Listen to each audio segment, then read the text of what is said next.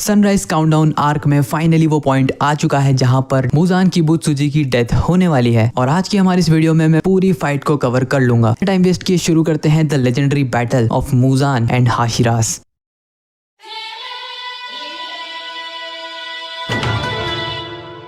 बेहोश तानजीरो जब जागने ही वाला था तब वो मन में ही सोचता है कि जो सन ब्रीदिंग उसे अभी तक आती थी वो एक्चुअल सन ब्रीदिंग से कितनी ज्यादा अलग है। तानजीरो बताता है कि योरिची बहुत ही सिंपल और शांत व्यक्ति था और जब सुयाको ने योरिची से सन ब्रीदिंग के फॉर्म्स देखने के लिए कहा तब उसने बिना कुछ कहे सन ब्रीदिंग के सारे फॉर्म्स दिखाए और वहां पर प्रेजेंट सभी लोग मंत्र मुक्त हो जाते हैं योरिची के स्मूथ और फ्लॉलेस ब्रीदिंग स्टाइल को देखकर। और जब सुयाको योरिची की बहुत ज्यादा तारीफ कर देती है तो योरिची शर्मा जाता है और इस बार वापस जाने से पहले योरिची सुमियोशी को अपनी इयररिंग्स दे देता है और इससे सुमियोशी समझ जाता है कि अब योरिची वापस कभी नहीं आएगा। इसलिए सुमियोशी की आंखों में आंसू आ जाते हैं और वो कहता है कि वो योरिची की लेगेसी को हमेशा जिंदा रखेगा और उसने योरिची के सारे ब्रीदिंग फॉर्म्स को याद कर लिया है और अब वो अपनी आने वाली जनरेशन को सन ब्रीदिंग के फॉर्म्स पास ऑन करता रहेगा। और योरिची से चिल्लाकर कहता है कि तुम्हें ऐसा नहीं लगना चाहिए कि तुम किसी काम के नहीं हो। तुमने डीमन स्लेयर्स और हम सभी के लिए बहुत कुछ किया है और तुम एक लेजेंडरी इंसान हो। जो सुनकर योरिची पीछे घूमता है और बहुत ही सॉफ्ट स्माइल के साथ उसे थैंक यू कहता है। जिसके बाद हम प्रेजेंट टाइम में देखते हैं कि तानजीरो योरिची को थैंक्स कह रहा है उसके सबसे ज्यादा कंट्रीब्यूशन की वजह से और इसलिए भी क्योंकि उसने तामायो को जिंदा छोड़ दिया था। और लेडी तामायो ने डीमन स्लेयर्स की कितनी मदद करी है ये तो हम सभी जानते हैं। तानजीरो कहता है कि मैं हमेशा से ही जानना चाहता था कि सन ब्रीदिंग का 13th फॉर्म आखिर है क्या। और तानजीरो के डैड ने भी उसे एक बार बताया था कि कैसे सन ब्रीदिंग के फर्स्ट फॉर्म और सन ब्रीदिंग के 12th फॉर्म का नाम बिल्कुल ही सेम है। और अब फाइनली मुजान की कंडीशन को देखकर और योरिची के मोमेंट को देखकर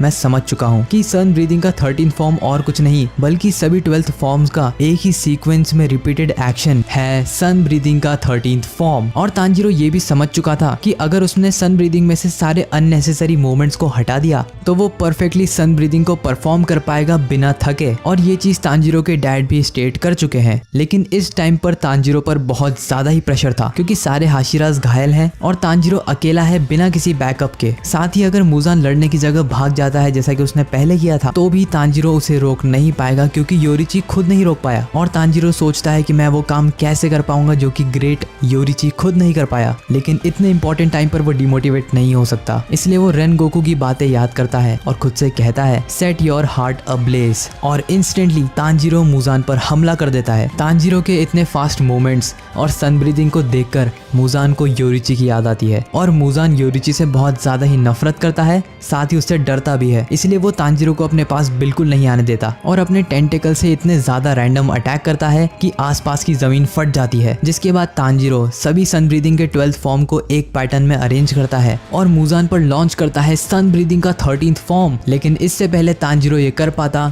मुजान उसे दूर फेंक देता है। लेकिन इस पॉइंट तक तानजीरो समझ चुका था कि सभी फॉर्म्स को कनेक्ट कर देने से वो 13th फॉर्म का जन्म होगा और तानजीरो उस फॉर्म को अनलीश करके ही रहेगा। मुजान जो कि बहुत ज्यादा ही इंटेलिजेंट है वो समझ जाता है कि तानजीरो आखिर क्या करने की कोशिश कर रहा है और वो ये भी नोटिस करता है कि तानजीरो की तलवार अब ब्राइट रेड स्वॉर्ड बन चुकी है। लेकिन इस पॉइंट पर भी तानजीरो उसे डरा नहीं सकता क्योंकि उसके अटैक्स योरिची के अटैक्स के आसपास भी नहीं है। जिसके बाद तानजीरो यूज करता है सन ब्रीदिंग के form solar halo dragon dance fire chariot और मात्र 6 फॉर्म्स कनेक्ट करने पर ही मुजान उसे इंटरप्ट कर देता है और पीछे हटने पर मजबूर कर देता है। तानजीरो काफी बार ट्राई करता है लेकिन मुजान उसे कभी भी 12 फॉर्म्स को कनेक्ट करने नहीं देता। और क्योंकि तानजीरो अब तक मास्टर नहीं हुआ था इसलिए अब वो थकने लगता है और मुजान नोटिस करता है कि तानजीरो की पावर भी कम हो रही है और उसकी एक्यूरेसी भी कम हो रही है। और मन ही मन मुजान खुश हो जाता है क्योंकि कई स्वॉर्ड्समैन आए और चले गए लेकिन कोई भी योरिची के लेवल तक आज तक नहीं पहुंच पाया। मुजान फिर से तानजीरो पर हमला करता है और तानजीरो उसे बेयरली ही डॉच कर पाता है। लेकिन इतना थका हुआ होने के बाद भी तानजीरो मुजान को अच्छी टक्कर दे रहा था और यही चीज मुजान को कंफ्यूज कर देती है क्योंकि मुजान के कंपैरिजन में तानजीरो बहुत ज्यादा ही कमजोर है। ऊपर से वो थक भी रहा है और उसे लगी भी हुई है। तो फिर आखिर क्यों मुजान इस छोटे से बच्चे को हरा नहीं पा रहा। मुजान की कंफ्यूजन हर सेकंड बढ़ रही थी और तभी उसके माइंड में एक नाम क्लिक होता है लेडी तामायो। अब क्योंकि मुजान ने तामायो को कंज्यूम कर लिया था, इसलिए तामायो की काफी सारी सेल्स अभी भी मुजान में जिंदा है और इसलिए मुजान अपनी कॉन्शियसनेस में तामायो से पूछता है कि आखिर उसने उसके साथ क्या करा, जिस पर लेडी तामायो कहती है कि वो दवाई डीमन को इंसान बनाती है और एक और काम भी करती है जो कि मैं तुम्हें नहीं बताऊंगी। और ये कहकर लेडी तामायो स्माइल करती है। मुजान गुस्से में तामायो का सर कुचल देता है और फिर वो फोकस करता है तामायो की मेमोरीज में देखने के लिए और वो लेडी तामायो की मेमोरीज में देखता है एक लैब को जहाँ पर योशिरो और शिनोबू किसी दवाई पर रिसर्च कर रहे हैं और उस पर काम कर रहे हैं। रिसर्च के दौरान शिनोबू एक सजेशन देती है कि क्यों ना वो लोग एक ड्रग को बनाने की जगह एक हाइब्रिड ड्रग बनाए, यानी कि दो ड्रग्स को एक ही दवाई में जोड़ दे, जिससे अगर मुजान ने एक दवाई से रिकवर कर भी लिया तब भी दूसरी डेडली साबित हो सकती है। पहली दवाई जो कि डीमंस को इंसान बनाती है वो तो मुजान पर काम नहीं कर रही, लेकिन दूसरी दवाई जो कि मुजान पर डेफिनेटली काम कर रही है वो थी एक एजिंग मेडिसिन, जिससे मुजान की एज हर मिनट 50 से भी ज्यादा साल की बढ़ जाती है। लगभग तुम लोग ये समझ लो कि हर सेकंड मुजान की उम्र 1 साल बढ़ रही है और ये ड्रग मुजान में कितने घंटों से है। और मुजान को जैसे ये समझ में आता है वो पागल हो जाता है, क्योंकि यही वो कारण है कि वो तांजीरो से क्यों स्ट्रगल कर रहा है लड़ने में। पहले तो डीमन से इंसान बनाने वाली मेडिसिन और ऊपर से ये एजिंग मेडिसिन और उसके भी ऊपर से तांजीरो जो कि सन ब्रीदिंग यूज कर रहा है। ये मुजान के लिए एक डेडली कॉम्बिनेशन है। फिर मुजान अपने कैलकुलेटर से भी तेज दिमाग को लगाता है और कैलकुलेट करता है कि उसे कितनी देर से ये एजिंग मेडिसिन झेलना पड़ रही है। तो उसे पता चलता है कि ये ड्रग उसकी बॉडी के अंदर 5 घंटों से है, यानी कि ऑलमोस्ट 9000 साल की उम्र उसने कुछ घंटों में निकाल ली है। और इससे उसके रीजनरेशन, उसके अटैक, उसके डिफेंस सब में फर्क पड़ा है। और घबराहट में मुजान सोचता है कि ये सब उसे पहले ही समझ जाना चाहिए था कि तभी मैसेंजर क्रो वहां आकर बोलता है सनराइज में अब केवल 59 मिनट्स बाकी है। जिसके बाद तांजीरो यूज करता है sun breathing shining ray of grace, azure heaven fire chariot. और ये बार बार अलग अलग कॉम्बिनेशन से मुजान फ्रस्ट्रेट हो जाता है और वो तांजीरो पर भी हमला करता है, लेकिन अब मुजान की एक्यूरेसी भी कम हो गई थी और तांजीरो उस अटैक को डॉच करने के बाद sun halo dragon dance, bone burning sun, sunflower lens use करता है और इसी के साथ उसने फाइनली सभी 12 फॉर्म्स को कनेक्ट कर लिया, लेकिन स्टिल 13th फॉर्म अनलिश नहीं कर पाया। लेकिन कोई बात नहीं, क्योंकि मुजान के घटते कॉन्फिडेंस ने तांजीरो का कॉन्फिडेंस बढ़ा दिया। ऊपर से अब 1 घंटे से भी कम टाइम बचा है सनराइज में, तो तांजीरो अब कुछ भी दांव पर लगाने के लिए तैयार है। जिसके बाद हम देखते हैं यूशिरो और कुछ डीमन स्लेयर्स को जो कि जाते हैं तामायो के कैट के पास और यूशिरो उसके सर को उसकी बॉडी से जोड़कर उसे जिंदा कर देता है। आफ्टर ऑल वो है तो एक डीमन ही। जिसके बाद वो तीनों जाते हैं हाशिरास के पास और जो भी मेडिसिन उनके पास थी उससे वो हाशिरास का ट्रीटमेंट करते हैं। जिसके बाद योशिरो ये देखकर घबरा जाता है कि द स्ट्रॉन्गेस्ट हाशिरा गियोमे अब बिल्कुल लड़ने की हालत में नहीं है, क्योंकि पहले तो उसका ब्लड लॉस काफी ज्यादा हो गया है क्योंकि उसका एक पैर कट चुका है और अगर समहाउ वो बेहोशी से बाहर आ भी जाए तब भी वो लड़ बिल्कुल नहीं सकता। इसलिए योशिरो रो पड़ता है और वो लेडी तामायो से रिक्वेस्ट करता है कि प्लीज तांजीरो को प्रोटेक्ट करना, अब 1 घंटे से भी कम ही टाइम बचा है मुजान को मरने में। फिर हम वापस से बैटल फील्ड में देखते हैं कि तांजीरो अभी भी सारे फॉर्म्स को कनेक्ट करने के लिए कोशिश कर रहा है, लेकिन अब तक वो सन ब्रीदिंग को मास्टर नहीं कर पाया। तांजीरो सोचता है कि मुजान के कई सारे हार्ट और कई सारे ब्रेन हैं, तो अपने अगले अटैक में उसे उन्हें ही टारगेट करना चाहिए। लेकिन तभी उसकी आंखों के सामने अंधेरा छा जाता है तांजीरो के थकने और उसकी इंजरी की वजह से, और एकदम से ही वो अपनी बॉडी पर कंट्रोल खो देता है और मुजान के ठीक सामने ही वो नीचे गिर जाता है। इससे पहले मुजान तांजीरो पर अटैक कर पाता, तांजीरो को बचा लेता है द सर्पेंट हाशिरा ओबनाए और एंड मोमेंट पर वो तांजीरो को बचा लेता है। और ये देखकर मुजान और भी ज्यादा गुस्से में आ जाता है कि तुम लोग आखिर मरते क्यों नहीं। तांजीरो ओबनाए को थैंक यू बोलता है और जैसे ही उसकी आंखें खुलती है तांजीरो देखता है कि जो अटैक उस पर पड़ने वाला था वो डायरेक्टली ओबनाए के मुंह पर पड़ चुका है, जिससे उसके मुंह पर काफी गहरे स्कार्स आ चुके हैं और उसकी आंखें भी फट चुकी है, यानी कि अब वो अंधा हो चुका है।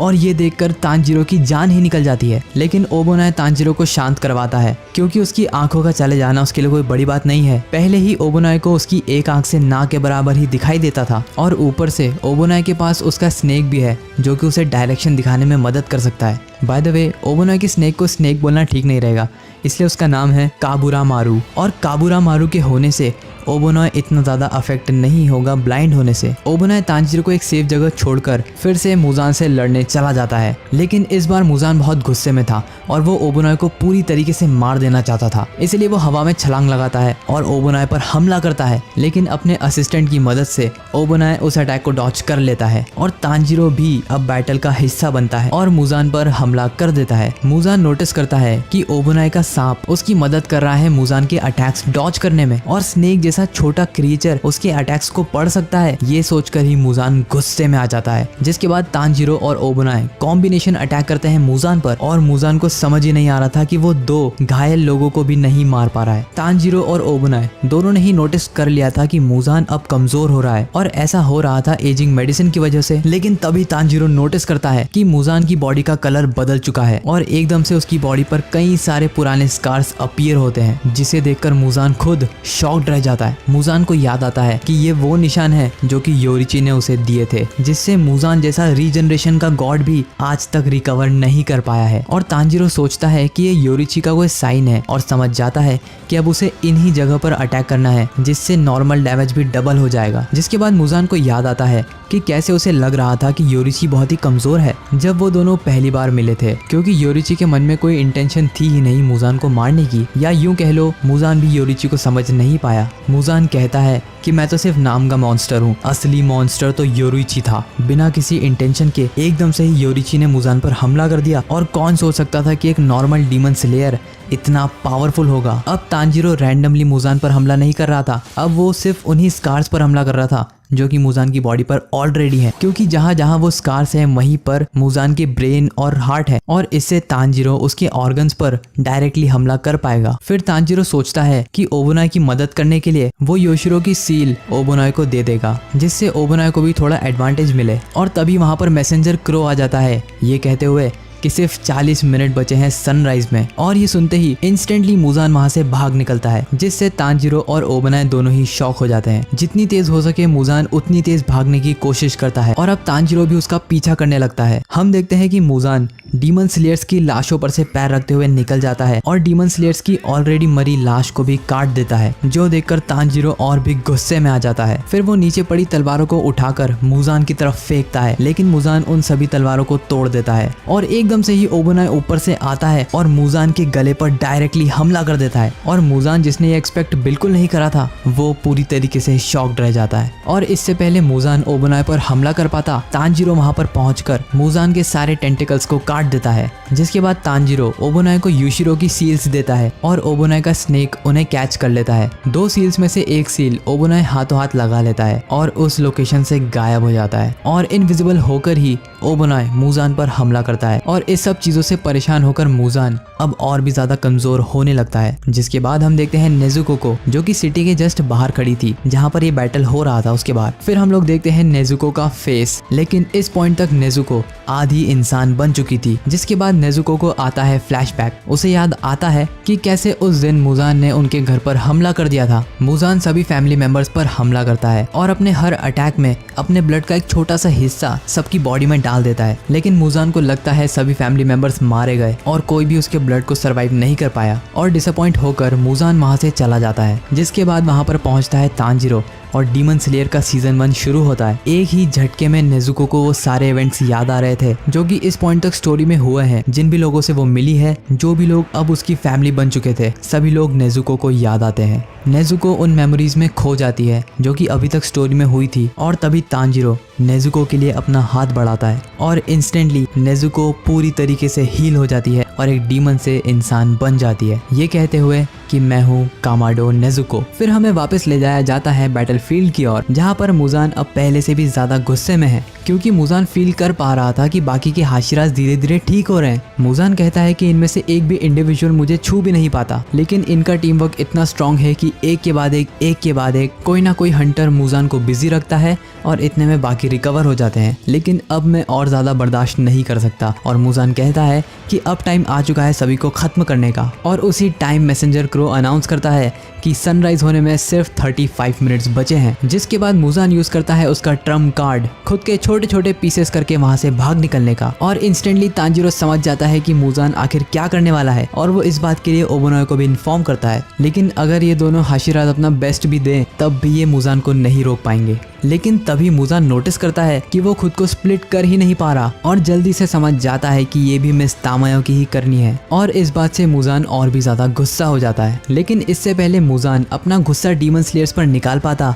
तभी कमजोर हो चुका मुजान खून की उल्टी करने लगता है। और तभी तामायो मुजान से कहती है कि इस मेडिसिन में 4 इंग्रेडिएंट्स थे, जिनमें से पहले 3 ने अपना काम दिखा दिया और मुजान को बहुत ज्यादा वीक कर दिया। अब चौथा इंग्रेडिएंट अपना काम दिखाएगा और मुजान की सेल्स को अंदर ही अंदर खत्म करने लगेगा। और इससे मुजान और भी ज्यादा गुस्से में आ जाता है। उसका दिमाग काम ही नहीं कर रहा, क्योंकि जिस चीज से वो सबसे ज्यादा डरता था यानी कि मौत से, अब वो ठीक उसके सामने खड़ी थी। फिर लेडी तामायो मुजान से कहती है कि तुम्हें मारने के लिए तुम जितना स्ट्रांग होना जरूरी है ही नहीं। फिर हमें बताया जाता है कि योरिची के अलावा किसी भी हंटर की ब्राइट रेड स्वॉर्ड मुजान का कुछ भी बिगाड़ नहीं सकती, लेकिन सिर्फ तामायो के बनाए हुए उन 4 ड्रग्स की वजह से अब मुजान को एक नॉर्मल अटैक भी पावरफुल लग रहा है। और मुजान ये भी नोट करता है कि जो पॉइजन उन्होंने डोमा के लिए यूज करा था, ये वाला पॉइजन उससे बहुत अलग है, इसलिए मुजान को टाइम लगेगा इस ड्रग से रिकवर करने में। तभी एकदम से मुजान अटैक करना बंद कर देता है और अपनी ही जगह पर रुक कर आसमान की तरफ देखने लगता है। तांजीरो सोचता है कि फाइनली मिस तामायो की मेडिसिन का असर अब दिखने लगा है। लेकिन तभी मुजान की बॉडी के अंदर से खतरनाक शॉक वेव्स निकलने लगती है, जो कि तांजीरो और ओबोनाई को दूर फेंक देती है। और हम देखते हैं मुजान के और भी ताकतवर और नए फॉर्म को, जिसमें मुजान के चेस्ट पर एक बड़ा सा मुंह बन चुका है। और इस सडन खतरनाक शॉक वेव से अब ओबोनाई और तांजीरो हिलने की भी हालत में नहीं है। और अब तांजीरो की बॉडी उसके कंट्रोल में नहीं थी और उसे कई सारे झटके लग रहे थे। और इस इंस्टेंट ब्लास्ट से मैसेंजर क्रो भी मारा जाता है। और इस शॉकवेव का असर हेडक्वार्टर्स में बैठे किरिया पर भी होता है, क्योंकि वो और messenger crow blood demon art से डायरेक्टली कनेक्टेड थे, इसलिए इंस्टेंटली वहां पर तेनगेन और शिंजूरो आ जाते हैं। लेकिन किरिया कहता है कि मुझे संभालने की जरूरत नहीं है और तांजीरो और ओबोनाई से पूछता है कि क्या वो दोनों ठीक हैं, लेकिन कोई रिस्पॉन्स ना मिलने पर किरिया टेंशन में आ जाता है। और तभी उसकी बड़ी बहन कहती है कि सनराइज में केवल और केवल 25 मिनट बाकी है। फिर हम देखते हैं बैटलफील्ड पे तांजीरो को, जिसे सीजर्स आ रहे हैं। और क्योंकि उसे सांस लेने में भी प्रॉब्लम हो रही थी, इसलिए वो खुद से पूछता है कि कहीं मेरी लंग्स भी डैमेज तो नहीं हो गई। लेकिन अब मुजान डीमन स्लेयर से नहीं लड़ता और वहां से जाने लगता है। और तभी वहां पर एंट्री होती है इनोस्के की। वो मुजान पर हमला कर कर उसे रोक देता है, ये कहते हुए कि तुम्हें पूरा भरोसा है तुम यहाँ से जिंदा निकल सकते हो। लेकिन इस पॉइंट तक अब मुजान भी लड़ने की हालत में नहीं है। वो इतना ज्यादा थक चुका है कि अब वो कोई भी अपनी टेक्निक यूज नहीं कर सकता। और इनोस्के, जिसकी खुद की हालत बहुत खराब है, वो मन ही मन में सोचता है कि ग्योमे का एक पैर कट चुका है और ब्लीडिंग की वजह से वो ऑलमोस्ट मर भी चुका है। और तो और गियू का भी राइट हैंड कट चुका है। और इनोस्के को बहुत ज्यादा ही गुस्सा आने लगता है, ये याद करते हुए कि मुजान ने कितने डीमन स्लेयर्स को मारा है। सिर्फ डीमन स्लेयर्स ही नहीं, कितने लोगों को भी मारा है। और ये याद करते हुए इनोस्के की आंखों में से आंसू आने लगते हैं और वो गुस्से में मुजान से कहता है, अगर तुम 1 लाख बार भी मरोगे तब भी वो कम होगा। इनोस्के मुजान पर अपनी बीस्ट ब्रीदिंग से हमला करता है, लेकिन मुजान उस अटैक को डॉज कर लेता है। और तभी जमीन तोड़ते हुए इनोस्के के नीचे से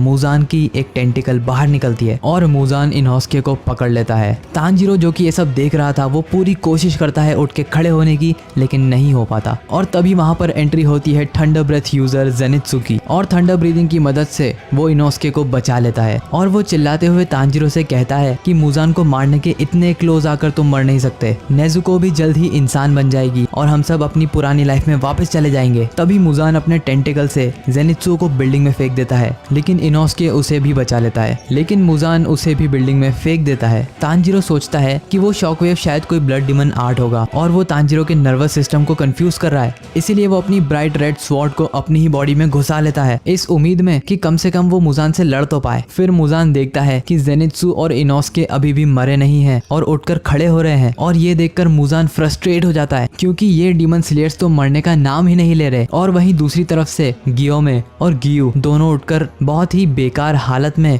बैटलफील्ड की तरफ बढ़ने लगते हैं। गियोमे कहता है कि ये आराम करने का टाइम नहीं है, ज्यादा टाइम नहीं बचा है सनराइज में, इसलिए मुझे अपने 100% से भी ज्यादा देना होगा। फिर हम देखते हैं बटरफ्लाई मैंशन के सभी लोग और रेन गोकू का छोटा भाई डीमन स्लेयर्स की जीतने के लिए प्रे कर रहे हैं। फिर हम देखते हैं बैटलफील्ड पर इनोस्के बीस्ट ब्रीदिंग से मुजान पर हमला करता है और जेनित्सु यूज करता है God speed thunder clap flash. Zenitsu notice करता है कि उसका एक पैर लगभग पैरालाइज हो गया है और इस पॉइंट पर वो सिर्फ एक ही पैर से मुजान से लड़ रहा है और अगर जेनित्सु ने अगला ब्रीदिंग फॉर्म यूज करा तो वो उसका आखिरी बार होगा। और तभी जेनित्सु यूज कर लेता है थंडर ब्रीदिंग के 7th form Fleming thunder God को और मुजान की बॉडी को बीच में से काट देता है, लेकिन मुजान उससे जल्दी रिकवर कर लेता है क्योंकि जेनित्सु के पास ब्राइट रेड स्वॉर्ड नहीं थी। इससे पहले मुजान जेनित्सु पर हमला कर पाता, उस पर हमला कर देता है इनोस्के अपनी बीस्ट ब्रीदिंग के 3rd फॉर्म मैड क्लीव और रिप एंड डिवावर से। मुजान गुस्से में अपने चेस्ट पर लगे मुंह से एक और भयानक शॉकवेव्स निकालता है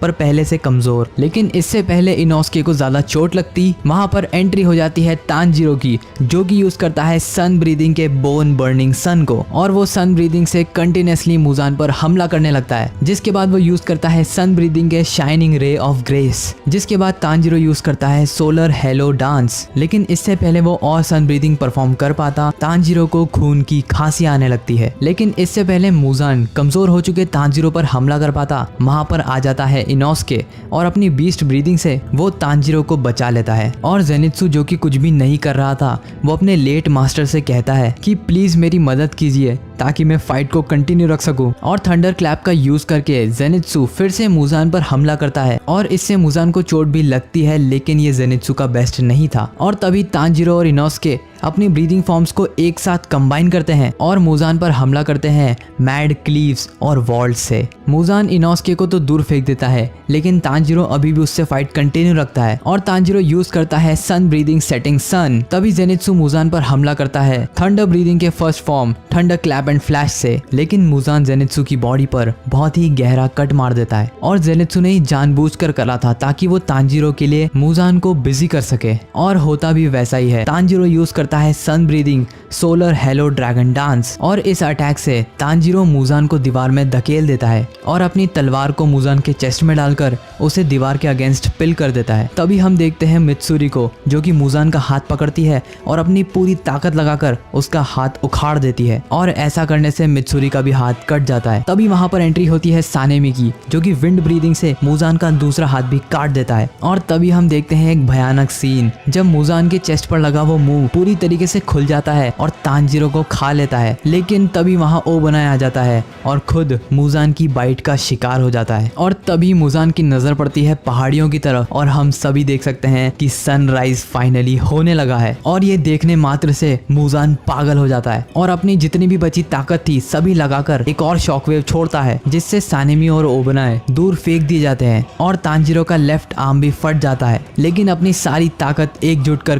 तानजीरो वहीं खड़ा था और अभी भी मुजान को दीवार पर पिन करे हुए था। लेकिन इतना कमजोर होने की वजह से तानजीरो की तलवार ब्राइट रेड नहीं रह गई और तानजीरो से ब्राइट रेड स्वॉर्ड बनाने की कोशिश तो पूरी करता है, लेकिन नहीं बना पाता। कि तभी वहां पर एंट्री होती है गियू तोमियोका की और वो अपने एक हाथ से ही तानजीरो की तलवार को पकड़ता है और उन दोनों डीमन स्लेयर्स की पावर से तानजीरो की तलवार ब्राइट रेड स्वॉर्ड बन जाती है, जिससे मुजान खून की उल्टी करने लगता है। और तब तक हम देखते हैं कि सूरज काफी ऊपर आ चुका था, इतना ऊपर कि मुजान डिसइंटीग्रेट होना शुरू हो गया था। लेकिन तब भी मुजान हार नहीं मानता और खुद के शरीर को मुजान के बचपन जैसा बना लेता है और अपने फ्लैश को जितना हो सके उतना मोटा करने की कोशिश करता है ताकि सूरज से उसे ज्यादा इफेक्ट ना पड़े। खुद को और भी ज्यादा बड़ा कर मुजान तानजीरो को भी अपने अंदर ले लेता है और गियू को धक्का देकर पीछे कर देता है। मुजान कोशिश करता है कि कैसे भी वो किसी घर के पीछे चला जाए ताकि उस पर डायरेक्ट सनरेज ना पड़े, लेकिन किरिया सभी लोगों को ऑर्डर्स देता है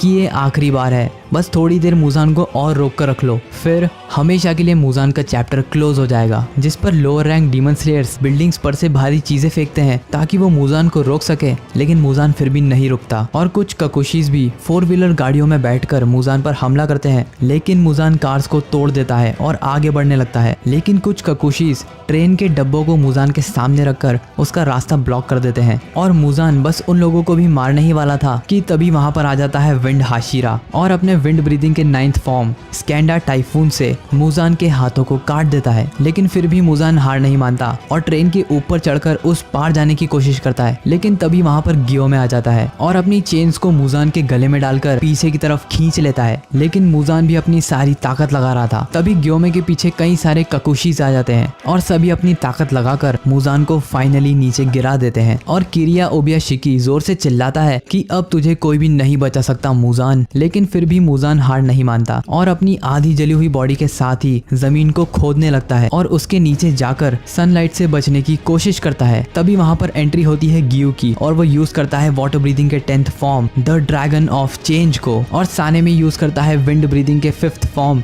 विंटर गेल को। तभी एंट्री होती है ओबोनाई की, जो कि यूज करता है स्नेक ब्रीदिंग के 4th form twin snake head को, और सभी हाशिराज अपने लिमिट्स तक पहुंच जाते हैं। और तभी गियोमे की चेन्स भी टूट जाती है और मुजान गड्ढा खोदकर नीचे जाने लगता है। और तभी मुजान के ही अंदर तांजिरो अपने ग्रिप को टाइट करता है और अपनी तलवार को बना लेता है ब्राइट रेड स्वॉर्ड, और इससे मुजान तिलमिला जाता है और डायरेक्ट सनलाइट का शिकार हो जाता है। और फाइनली पूरी तरीके से सनराइज हो जाता है, जिससे एक नए दिन की शुरुआत होती है और डायरेक्ट सनलाइट से मुजान डिसइंटीग्रेट हो जाता है। और किरिया ओबियाशिकी स्टेट करता है the end of the long fight has come, क्योंकि इतनी जनरेशन से चले आ रहे इस इन्फिनाइट बैटल को एक एंड मिल चुका है। और इतना कहते ही किरिया ओबियाशिकी बेहोश हो जाता है। फिर सारे ककुशी और जूनियर डीमन स्लेयर्स सभी हाशिराज को ट्रीट करते हैं, लेकिन जैसे ही वो गियोमे के पास पहुंचते हैं, गियोमे उन्हें खुद को टच करने से मना कर देता है, ये कहते हुए कि मुझ पर टाइम वेस्ट मत करो, मैं वैसे भी मरने वाला हूँ, तो मेरी लास्ट विश ये रहेगी कि तुम जितने डीमन स्लेयर्स को बचा सको उन सभी को ट्रीट करो। तभी गियोमे अपनी आंखें बंद करता है और आंखें जैसे ही खोलता है उसे दिखाई देते हैं उसके टेंपल के सभी बच्चे, जो कि गियोमे के लिए रो रहे थे। और सभी बच्चे कहने लगते हैं कि हम उस दिन के लिए आपसे माफी मांगना चाहते हैं। सभी बच्चे कहते हैं कि वो उस दिन भाग नहीं रहे थे, उल्टा वो डीमन का ध्यान भटका रहे थे ताकि वो गियोमे को छोड़कर उनके पीछे जाए, और वो ऐसा इसीलिए कर रहे थे क्योंकि गियोमे अंधा है। कोई कहता है कि मैं बाहर जाकर हथियार लाने की कोशिश कर रहा था, तो कोई कहती है कि मैं मदद के लिए लोगों को बुलाने के लिए भागी थी। गियोमे उन सभी को चुप कराता है और कहता है कि मैं भी तुम में से किसी को प्रोटेक्ट नहीं कर पाया, इसलिए मैं भी तुमसे सॉरी कहना चाहता हूँ। सभी बच्चे गियोमे को गले लगा लेते हैं,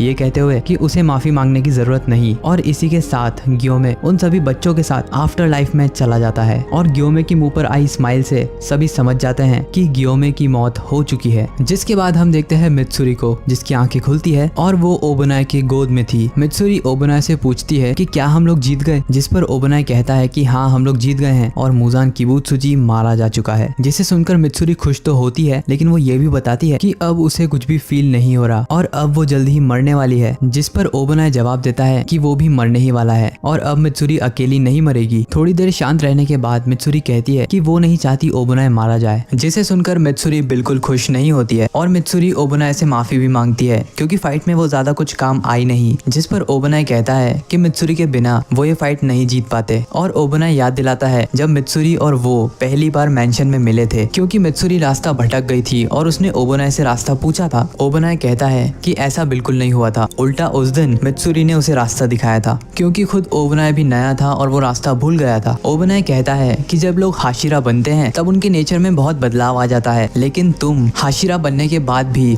हम सभी से ज्यादा हम्बल हो और तुमने मुझे हमेशा वैसे ही ट्रीट करा जैसे किसी रेगुलर इंसान को ट्रीट करते हैं, और इसीलिए ओबोनाई को मित्सुरी के साथ रहना बहुत अच्छा लगता था। और इतना सब सुनकर मित्सुरी रो पड़ती है और रोते हुए कहती है कि क्या अगले जन्म में हम शादी कर सकते हैं, जिस पर ओबोनाई हाँ कहता है। जिसके बाद हम देखते हैं सानेमी को, जो कि एक आफ्टर लाइफ में है। वो गेन्या के साथ उसके सारे भाइयों को देखता है जो कि आपस में खेल रहे थे, लेकिन वहाँ पर कहीं भी उसे उसकी मॉम दिखाई नहीं दे रही थी। और सानेमी पीछे देखता है उसकी मॉम को, जो कि अभी भी हेवन नहीं गई थी और अंधेरे में खड़े होकर रो रही थी। तभी सानेमी उसकी मॉम का हाथ पकड़ लेता है और उनसे कहता है कि उन्हें भी अपने बच्चों के साथ हेवन जाना चाहिए। और सानेमी कहता है कि वो तब तक हेवन नहीं जाएगा जब तक उसकी मॉम उसके साथ नहीं चलेगी। और तभी वहाँ पर सानेमी के डैड आ जाते हैं, जो कि सानेमी का हाथ पकड़कर उसकी मॉम से अलग करवा देते हैं, ये कहते हुए कि उसकी मॉम मेरे साथ जाएगी और तुम कहीं नहीं जाओगे। सानेमी उसके डैड से लड़ने की कोशिश करता है, लेकिन उसके डैड उसे नीचे फेंक देते हैं। सानेमी के डैड उससे कहते हैं कि बहुत कम टाइम में तुम बहुत ज्यादा ताकतवर हो गए हो, लेकिन अभी भी तुम मरने के लिए तैयार नहीं हो। और जैसे ही सानेमी नीचे गिरने लगता है, हम लोग लोग रियल वर्ल्ड में देखते हैं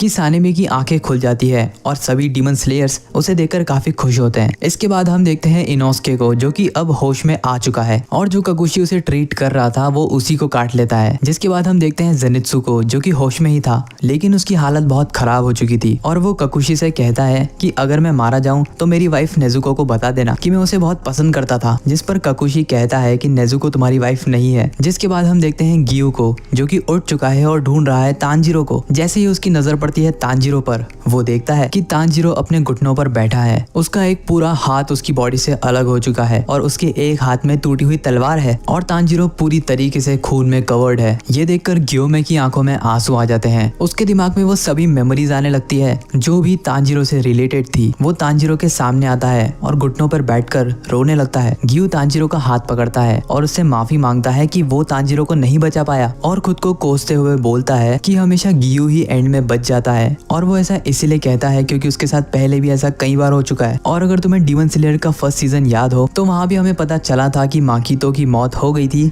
गियू को बचाते हुए, और यहाँ पर भी तांजीरो के साथ वैसा ही हुआ। तभी वहाँ पर नेजुको आ जाती है और गियू से माफी मांगता है तांजीरो को ना बचा पाने के लिए, और नेजुको तांजीरो की हालत को देखकर रोने लगती है। लेकिन तभी हम देखते हैं कि तांजीरो की आंखें खुलती है, लेकिन इस बार तांजीरो की आंखें काफी डिमोनिक लग रही थी। तभी एकदम से तांजीरो अपने हाथ को रीजनरेट कर लेता है। तभी तांजीरो अपने पास ही में खड़े ककुशी पर हमला कर देता है, लेकिन जल्दी से रिएक्ट करके गियू उसे बचा लेता है। सभी लोग शौक में तांजीरो की तरफ देखते हैं और सोचते हैं कि आखिर ये हो क्या रहा है। तभी तांजीरो के मुंह से लार टपकने लगती है और वो डिमोनिक स्माइल देते हुए अपने हाथों की तरफ देखता है। तांजीरो के नाखून अब काफी बड़े और डिमोनिक हो गए थे, साथ ही उसके चेहरे पर एक मार्क भी आ गया था और डीमन स्लेयर मार्क भी एक्सटेंड होकर लगभग उसकी नाक पर पहुंच चुका था। एग्जैक्टली वैसा ही जैसा कि कोकोशिबो का था। और इस डीमन तांजीरो को सनलाइट से भी कोई फर्क नहीं पड़ता है। सो बस guys, that's it for today. I know